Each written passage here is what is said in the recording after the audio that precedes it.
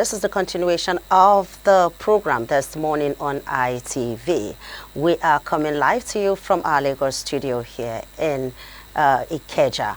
And the topic of discussion for today is looking at the nation's economy, the future of the nation's economy. We all know that there has been reforms by President Bola Tinubu from the day he became the president of this country in 2023. He made declarations that changed the living standard of Nigerians, that changed the economic face of this country.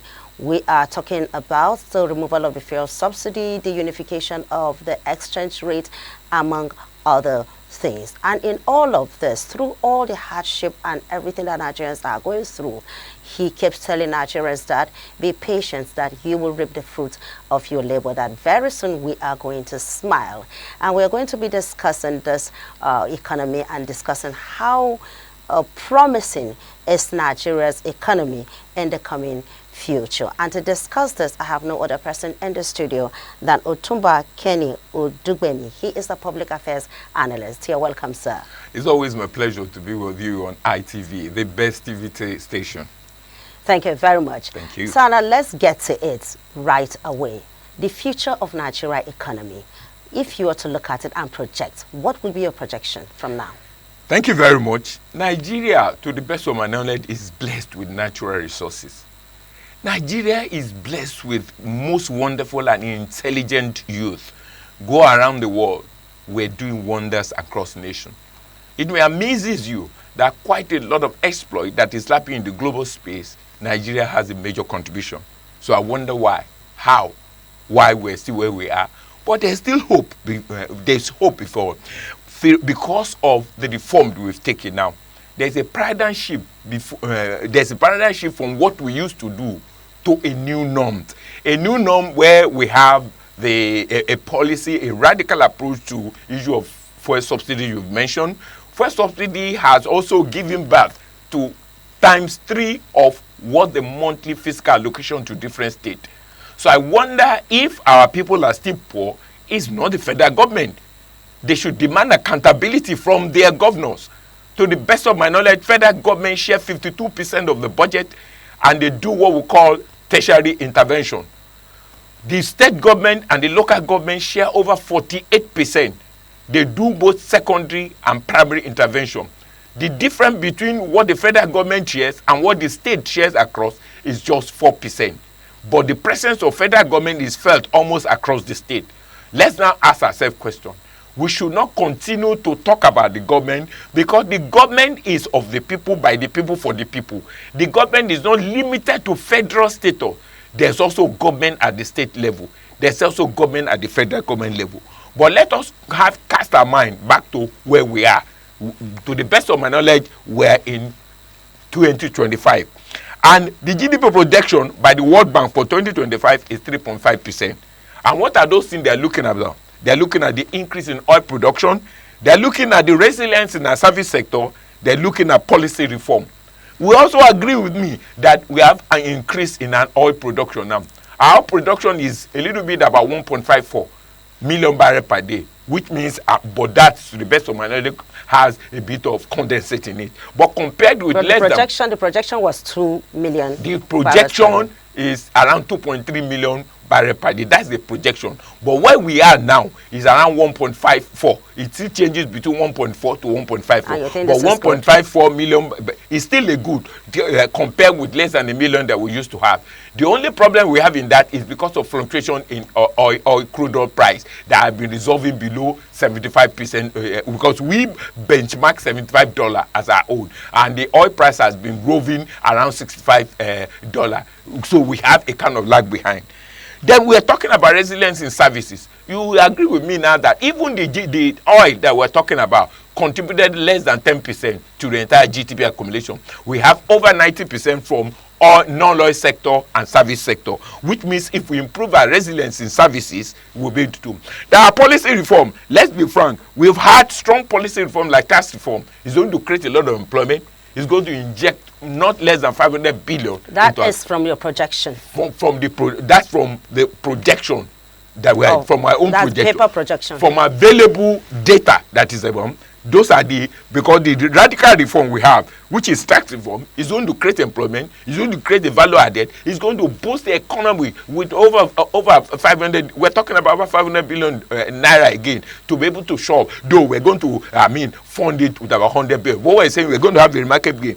The recapitalization is going on because the capitalization we're having now is towards achieving what we call a $1 trillion economy by 2030. So we have to recapitalize. In fact, the banks are giving mandate now to recapitalize to about 1 trillion to be able to. And we have seen some of our banks meeting it. For instance, Zenith Bank declared tax after profit to the tune of over 1 trillion. GTB to also declare, even though we know now that it is e-money that actually give them, which means it's still available. Let's look beyond 2025. Even in 2026, the GDP projection that we have is 3.7%, because we forecasted improvement. If we can have steady, if for instance we can increase our production capacity to over 2 million, definitely we're going to have that increase in what we're talking about. But let's come to think of it, because everybody comes with their own projection. IMF projected for 2025 to IMF projection is about 3%, which is even our own target, because we targeted 4.6 in our GDP. But let's come and look at it. What have we achieved now? We have achieved a growing service sector, which has contributed about 53.8% of our GDP. Even in quarter 4 of 2024, there was an increase of 5.19%, which means if we look at it carefully, if we show more resilience to our service and non-oil sector. Non-oil sector, I'm talking about increasing our production capacity. We're talking about manufacturing. We're talking about improved agriculture. Mining. We're talking of use green revolution. If we come to that, we increase our. But honestly, let's be frank, all those things we're saying, we're still incapacitated. It is true we have a good projection. We're incapacitated by a lot of issues. For instance, as of today, what is the disturb? I will go through your thoughts now. Okay. You've gone through the numbers, through the percentages and everything. Now my question is, how will this translate to a improved living standard of the ordinary Nigerian? Because Nigerians are watching you. All they keep hearing is 43% GDP, 4.this%, $1 trillion economy by 2030. The ordinary Nigerian does not understand the language. All he knows about is, I want to go to the market and be able to buy something within my purchasing power. So how does this translate to an improved living standard of the ordinary Nigerian? Thank you for that very excellent question. Without vision, my people perished.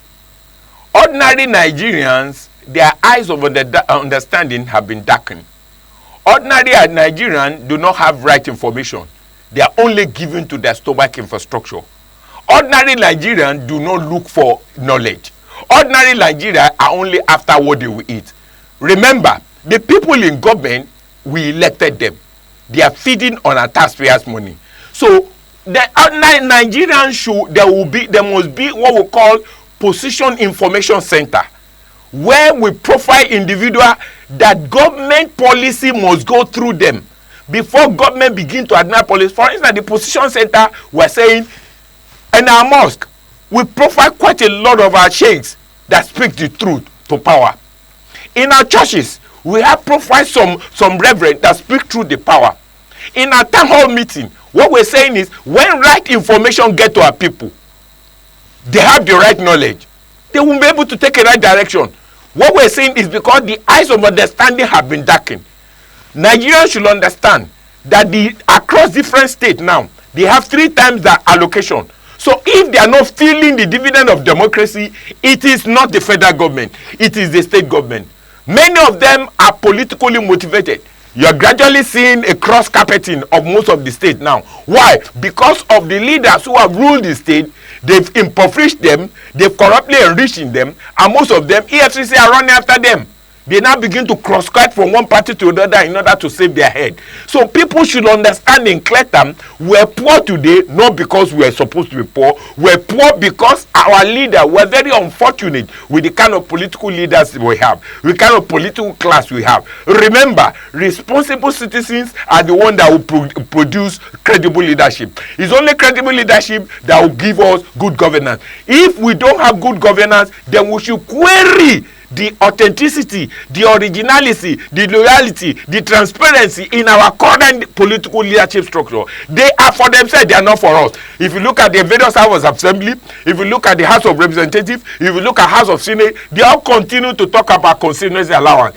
Billions of naira goes down the day. What they do, what they call empowerment, is not empowerment. It's not when you buy a second-hand machine, second-hand motorcycle, second-hand this, and say you are empowering. That is not empowerment. If you create a social robust network, if you create a creative facility, if we are able to deal with information about so many insurgents. Before now, we have Boko Haram. Boko Haram, Lukerewa has come in.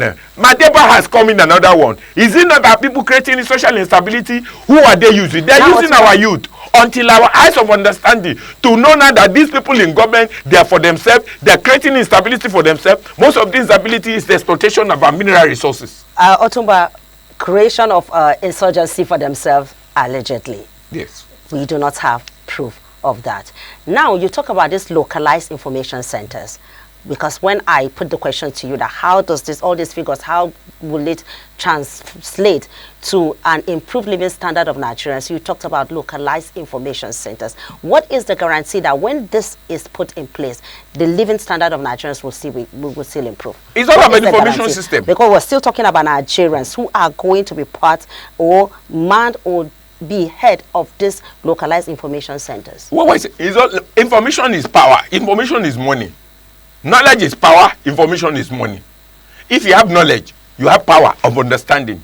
But if you have information, right information, you can literally transform yourself from being a poor man to a rich man. It is information a poor man does not have that makes him poor. It is information a rich man has that makes him rich. What we're saying is, if our people have the right information at the right time, if our people understand in clear terms that you give meritocracy approach to when it comes to contract award, you put right people in the right position. You take people that fear God and fear people and ready to deliver to the people. People have record of what they are getting from all these people. But what it means is that few people have cornered their eyes of understanding. They steal so many billion, and many of them they use ethnicity and religious bigotry to blindfold them. So what we're saying, the information center should be people of impeccable integrity, people who have the fear of God, people who understood in clear time the policy, people who understood the reform, people who understood the gazette of the company, people who understood the approach, people who also are influential to be able to allow the information to flow and also be able to connect the right dots in the society. Those are the people. I don't want to start mentioning them. Quite a lot of them, we have them in the north, we have them across the region. But the question is, because their voice, they are the solo voice in the midst of multiplying thousands of people who are arbitrarily benefiting from the government. That's they say a rich man talk, no matter how foolish, people will listen. But a poor man no matter what you say as a poor man, few people will listen to you. What we're saying in this, let our people have right information. Let our people ask the right question. Let our people demand open account or open referendum. Most of the policy, most of the budget should be narrowed down, tailored to the people. We should go to what we call people-centric approach, where you carry along with people in the day-to-day activity, in policy formulation, in policy implementation. That is only where wealth will trickle down to people. That's why people can be heavily employed. If we continue to we have too much of secrecy in the kind of word administration, people come with their own agenda that only benefit the few. But when people are aware that this is our common patrimony, this is our own, this is the policy, this is where we're going, the best people will be there who truly will care for people. Because government cannot be distributing money across their houses. Government will only enable a system. But government is distributing money. Government says it's distributing money. No, I'm saying those are the money social they said, safety net. the money they said they have been transferring to the poorest of the poor. Those are social investment opportunity. It occurs everywhere in the world. It is not only limited in Nigeria. Poorest of the poor who are not productive, they need to survive. I'm saying now that I'm talking about able men, young men with energy, with vitality, with wisdom, with understanding. We have more between 65 and 70% of this nation are youth who are agile? Do they have the right information? Do they have the right opportunity? Do they understand the policy? Do they understand the trust? Do they contribute effectively to policy formulation? Do they contribute to policy execution? Do they have the fear of God? It is time for us to be able to profile ourselves and put people who will genuinely represent. What the people who are represented are quite fraudulent, from the House of Assembly to House of Representatives to House of Senate. None of them really have interest. Their common interest is what they follow. When they were distributing Jeep in the House of Senate, in the House of Rep, did anybody reject it? No. When they were increasing their allowances, when they are giving them bonuses, were there any rejection? The answer is no. 60%, 60 to 65% of those who are working in Nigeria are perpetually hungry. And they are working. Only few people, less than 10%, are enjoying the beauty of this nation. And we know, and because they have also in provision, they put quite a lot of change, a lot of hiccup. They introduce their proxy who will go and start manifesting using religion, hypocrisy, and native bigotry among people. Let the eyes of our understanding of our people be open. When they know the truth they know shall set them free. Now, we've talked about government policy, how it affects people and all of that. Now, let's talk about the people themselves, the masses themselves, because there has been, people have been talking, and you hear Nigerians talking about, yes, it is okay to blame the government, but what about Nigerians themselves, the downtrodden, the masses themselves? Are they being fair to themselves? How do they treat themselves? Because Nigeria seems to have a culture of making the best out of a bad situation. Anytime something comes that affects Nigerians negatively, you see a lot of Nigerians cashing out, taking advantage of it negatively. How will you speak to Nigerians on this? Thank you very much. I will repeat it again. Responsible citizens produce a good, credible leader. The most wicked people, the most vulnerable people we have are few people that these politicians give opportunity among us. These people they pick as their prosy representation, they are the major problem that we have. Nigerians is strongly capitalistic because we see our leaders how they embezzle deep money. Take for instance, look at the Northern. For over 20 years, successive administration has invested billions of naira into the place. But the highest poverty, almost 90-something%, is still in the North. Is it not time for us to ask questions? Is it Ashwadu that impoverished them? For over 20 years, take for instance, Buhari invested hundreds of billions in the North. As of today, if you don't have Boko Haram, we have Lukerewa, now we have Madeba. Is it not the machination of the few who want to perpetually impoverish people, who want to make sure that they cripple the entire economy? Few people, and they have enough money to buy guns, to buy food. So what we're saying those are the elites. Those are the elites. What I am saying is that, let me break it down. What I'm saying is that because there is removal of fuel subsidy, if you go to the market, the prices of food items have skyrocketed. And most times, even when there is a little reduction in the pump price, you don't see changes. Is this also the making of the elites? Let's divide the elites. Because if you say elite, you are generalizing. There's what we call elites, people who are learned, people who are called urban poor people. There is a political elite. The people that are creating problem to us are the political elites and the few of the elites who are living in urban poor. They are the one that makes life very difficult. Take for instance, if you buy tuber of oil, tuber of yam directly from market in Plateau, probably you'll be spending like 10,000 to buy 5 tuber. The same 5 tuber, if it's in Abuja, will be a car 50-something thousand. If it comes to Lagos, maybe it's going to, because each tuber in now is ranging between 3,000 to 5,000. So 10 tuber in Lagos will cost you 50,000. Is it the work of the government? Exactly my question. It's not the work of the government. What we're saying, they're agent of destabilization among us. Until we look into ourselves. The greatest problem that we have in Nigeria is Nigerians themselves. The leaders have their problem. They are greedy and self-centered. They have to themselves and have their family. That's an established fact. But the people themselves, even the opportunity that is created by these political elites, they create what we call a recycled approach. Because the money that is being released does not command a long set value chain among people. It goes through these few people and still go back. Who are the one doing it? How many contracts go to local indigenous contractor now? Is it not the foreign contractor we have? To the best of my knowledge, it's only in Akwa Ibom that I know that give contract to their own people. Can't other states emulate such property? Is it the federal government that will tell you what to do?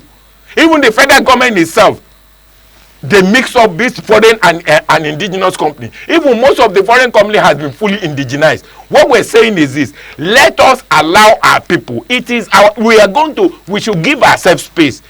The breathing we're talking about is not only it's not only Tinubu that should allow us to breathe. The governors, the local government chairmen, they should allow citizens to breathe. The House of Representatives allow citizens to breathe. The House of Senate, people should query the extent of the constitutional allowance they are doing. Billions go out.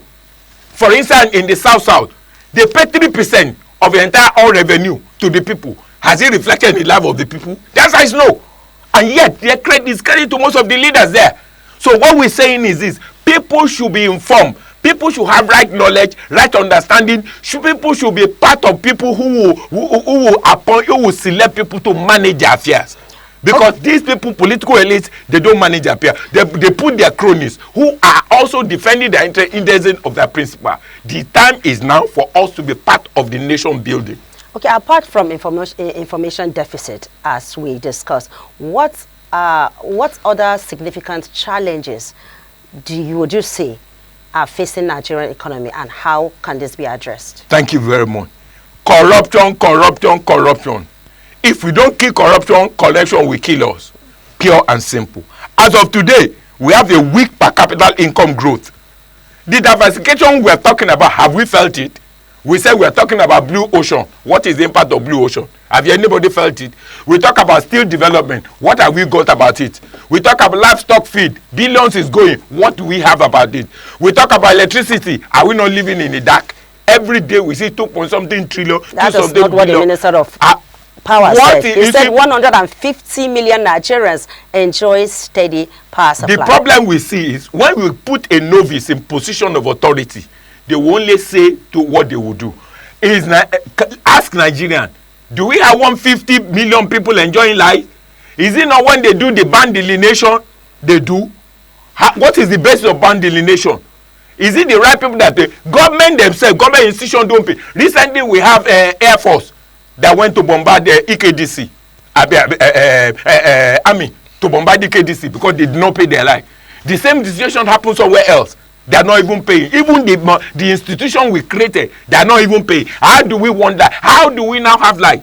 We now have renewable energy initiative. We have quite a lot. But is our people giving us opportunity? Look, people share political language, political thought. But the reality is that we're the one feeding the pain. And it's because our people lack knowledge. Our people lack vision. That's why we're dying in poverty and penury. But the day we remove the peck in our eye, the day our people have right understanding of how much go into the system, who they are involved, how it is done, the kind of people that will truly represent them, Nigeria will change. Nigeria is blessed. Nigeria is blessed. But we have few people who are creating a circulating effect. Most of the contract they work to themselves. How many of local indigenous, how many of people in the Nigeria really have meaningful job?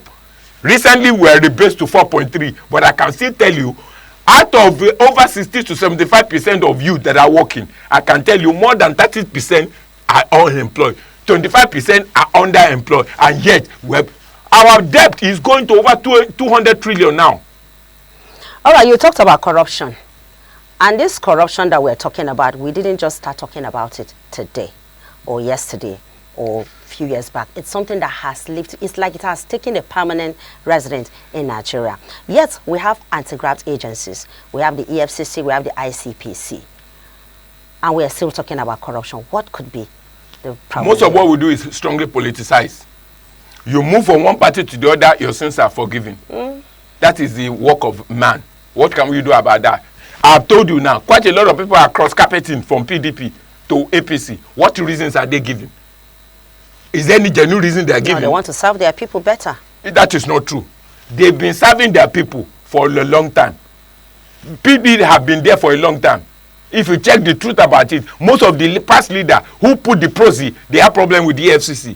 If you move from one party to the other, your sins will. So what we're saying is they politicize almost everything. But beyond that, we have problem. One, today, we have vulnerability of our forest because of debt servicing. Everybody knows Buhari wasted $40 billion. 40 trillion ways and means were wasted that were paying the debt service to the tune of over 13 to 14 trillion. People should know we're paying the debt. Two, today we have inadequacy fiscal buffer, that is infrastructure facility. Even right now with the government making an inroad, Calabar High Coastal Highway, Sokoto Lagos Highway, these are physical infrastructure that people are complaining about, and yet they won't prove them. What we're saying is this: what are we doing? Even the commercial road that we have, the commercial interlink between states, can you imagine? The interlink between Akwa Ibom and Cross River State is still a devastating road up to today, and the two states are all rich company, all rich states. Why can't they combine together and do the road for the benefit to the people?